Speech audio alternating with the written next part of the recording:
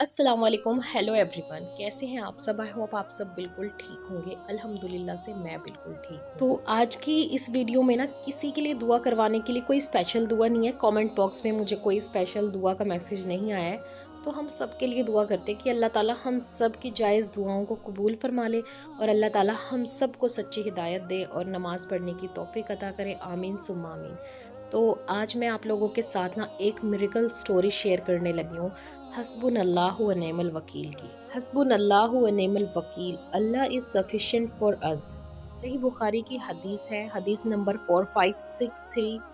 अब्दुल्ला बिन इब्ने अब्बास रज़ी अल्लाह अन्हु फरमाते हैं कि जब हमारे प्यारे नबी इब्राहिम अलैहिस्सलाम को आग में डाला गया तो इब्राहिम अलैहिस्सलाम ने ये पढ़ा, हस्बुनल्लाहु व निअमल वकील, अल्लाह ही मेरे लिए काफ़ी है, मुझे किसी की ज़रूरत नहीं, बेशक वही मुझे इस गम से निजात देगा, इस जो परेशानी मेरे ऊपर आई है वही इसे टाल देगा। और एक ऐसे वक्त में हमारे प्यारे नबी मोहम्मद मुस्तफ़ा सल्लल्लाहु अलैहि वसल्लम ने भी पढ़ा जब अहले ईमान ने उनको बताया कि लोगों ने एक बहुत बड़ा लश्कर आपके ख़िलाफ़ जमा कर लिया है और तुम्हें इस वक्त डरने की ज़रूरत है। तो हमारे प्यारे नबी मोहम्मद मुस्तफ़ा सल्लल्लाहु अलैहि वसल्लम ने कहा, हस्बुनल्लाहु व निअमल वकील, अल्लाह मेरे लिए काफ़ी है और वही मेरी मदद करेगा। तो एक रिवायत ये भी आती है कि जो इंसान गम में और परेशानी में और बड़ी से बड़ी मुसीबत में हस्बुनल्लाहु व निअमल वकील का विर्द करता है, अल्लाह सुब्हान व तआला उसे टाल देता है।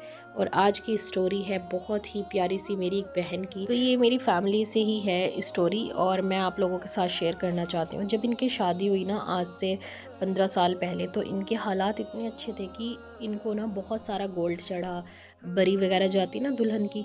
और इनके हस्बैंड का बहुत अच्छा बिजनेस था, बहुत लड़के इनके हस्बैंड के नीचे काम किया करते थे और ये बहुत माला माल हो गई शादी होने के बाद। इनके पास गाड़ी थी, घर थे अपने, सब कुछ था। उसके बाद ये कहती हैं ज़िंदगी इतनी अच्छी हो जाएगी, मैंने कभी सोचा ही नहीं था। मैं अपनी सारी बहनों में, अपनी सारी कज़न में सबसे रिच बन गई और मैं इतना पैसा रखती थी अपने पास कि मैं एक टाइम पे 2 से 3 रिंग खरीद सकती थी गोल्ड की, या फिर जो भी चीज़ पे मेरा दिल आ जाता था मैं वो ख़रीद लिया करती थी। ऐसे करते करते ज़िंदगी के 4 से 5 साल गुजर गए, बहुत अच्छा वक्त गुजरा। उसके बाद मैंने देखा कि हस्बैंड के पास बहुत पैसा आता था और मैं बहुत खुश हुआ करती थी कि अल्लाह ने वाकई मेरा वक्त बदल दिया है और कितनी दौलत अता की है। और उसके बाद कहती है नॉर्मल लाइफ हुई मेरे हस्बैंड की और मेरी।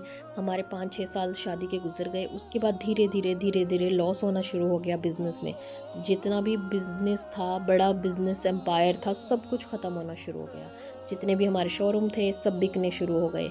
उसके बाद समझ ही नहीं आ रहा था कि वक्त कैसे मतलब पलटी मार रहा है या फिर हम कैसे गुर्बत की तरफ जा रहे हैं। धीरे धीरे सब कुछ ख़त्म हो गया। जितने भी हमारे नीचे लोग काम करते थे उनमें से कई लोगों ने अपना बिज़नेस स्टार्ट कर लिया हमारे बिज़नेस के साथ ही। बहुत दुख भी होता था, लेकिन फिर अपने ऊपर ये भी यकीन था कि शायद हमारी ही कोई गलती है। सब मेरे हस्बैंड के बारे में कहा करते थे कि वो जुआ खेलते हैं, गलत संगति में बैठते हैं, ड्रिंक वगैरह करते हैं, लेकिन मुझे कभी यकीन नहीं आता था और मुझे आज भी यकीन नहीं होता। पर कई लोगों ने मुझे बिल्कुल उनकी लोकेशन तक बताई, लेकिन मेरी इतनी हिम्मत नहीं थी कि मैं जाकर देख लूं, क्योंकि डरती थी कि अगर ये सच अपनी आंखों से देख लूँगी तो शायद ज़िंदा ना रह पाऊँ। या फिर अपने हस्बैंड को मैं कुछ कहना ही नहीं चाहती थी, मैं इतना डरती थी उनसे।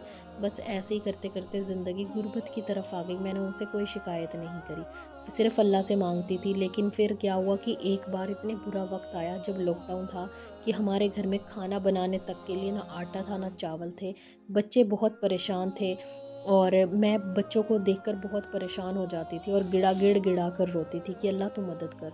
अल्लाह लॉकडाउन में कहीं ना कहीं से कोई ना कोई मदद भेज देता था, जैसे कोई राशन घर के बाहर रख गया, कोई गोश्त रख गया, किसी ने चावल का कट्टा रख दिया। ऐसे करते करते ज़िंदगी चल रही थी। फिर एक बार मैंने, एक आलिम है, बहुत बड़े मौलाना है, मैंने उनसे पूछा कि मेरी ज़िंदगी ऐसे ऐसे गुजर रही है, क्या आप मुझे कुछ बता सकते हैं कि ऐसा क्यों हो रहा है। वैसे तो मैं शिरक करना चाहती थी, मैं चाहती थी कि शायद किसी ने मेरे ऊपर जादू करवाया हो हमारा कारोबार बंद करवाने के लिए, क्योंकि कई लोग मुझे इससे पहले बता भी चुके थे कि तुम लोगों के ऊपर जादू है।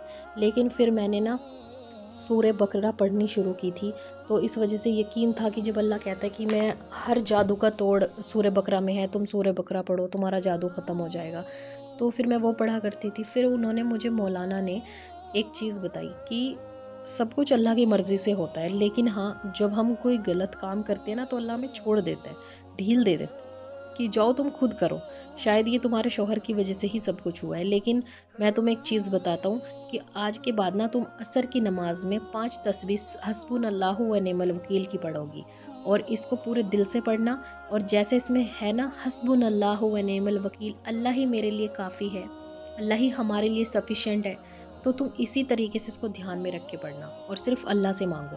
تو میں نے وہی کرنا شروع کرا، 1 2 مہینے 3 مہینے 4 مہینے، دھیرے دھیرے کام تھوڑا سا شروع ہوا، مجھے بھی کام ملنا شروع ہو گیا، میں بھی گھر میں کچھ نہ کچھ کر لیا کرتی تھی۔ پھر ایسے ہی کرتے کرتے زندگی گزری، 1.5 سال ہو گیا تھا مجھے یہ تسبیح پڑھتے ہوئے، اور اللہ نے اتنا دیا کہ میں آپ لوگوں کو بتا نہیں سکتی کہ اچانک سے کہاں سے اور کیسے وسیلہ بنا۔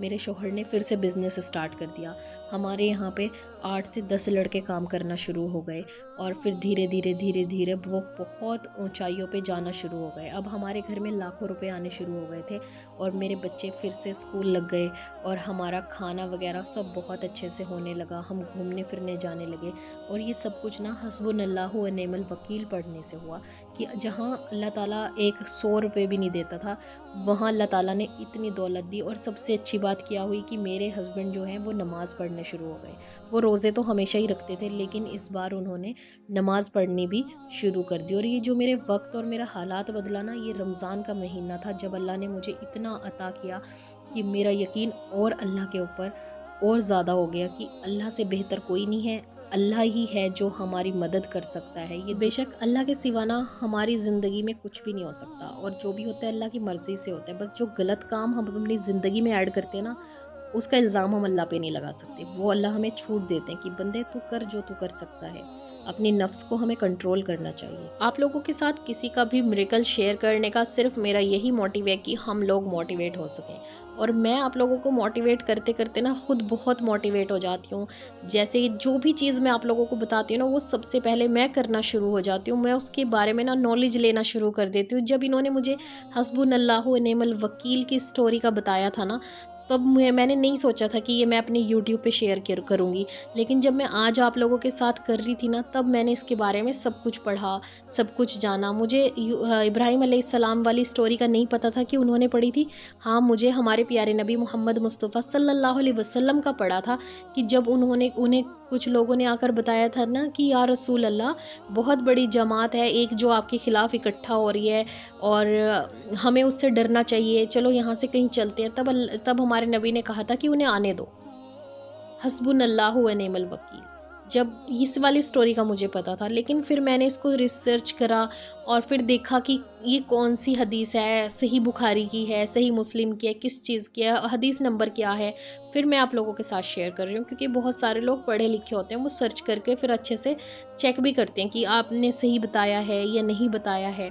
لیکن نہ حسبنا اللہ و نعم الوکیل کا میریکل میں نے خود اپنی لائف میں بھی دیکھا ہے۔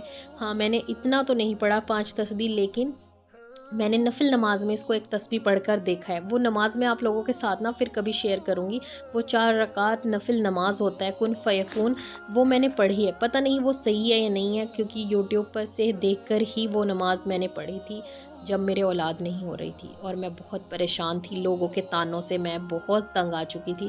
تب میں نے یہ حسبنا اللہ و نعم الوکیل اس نماز میں ضرور پڑھی تھی، اور کبھی کبھی میں فجر میں پڑھ لیتی ہوں، کیونکہ مجھے بھی میری امی نے بتایا تھا کہ رزق کے لیے ہمیں یہ پڑھنی چاہیے، اور میرے ایک بھائی ہیں انہوں نے کہا تھا کہ اگر آپ عمرہ پہ جلدی جانا چاہتے ہو نا، تو حسبنا اللہ و نعم الوکیل کا ورد کرو، اللہ تعالیٰ آسانیاں پیدا کرتے ہیں، اور آپ اللہ سے مانگ رہے ہو تو پھر بے شک اللہ تو دیتے ہیں، جو بھی آپ کی نیت ہوتی ہے، بس ڈیپینڈ کرتا ہے کہ آپ اس سے کیسے مانگ رہے ہو۔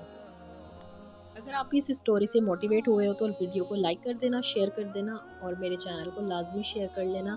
اگر آپ بھی ایمان کو اور اسٹرونگ کرنا چاہتے ہیں، دین کی طرف آنا چاہتے ہیں، موٹیویٹ ہونا چاہتے ہیں،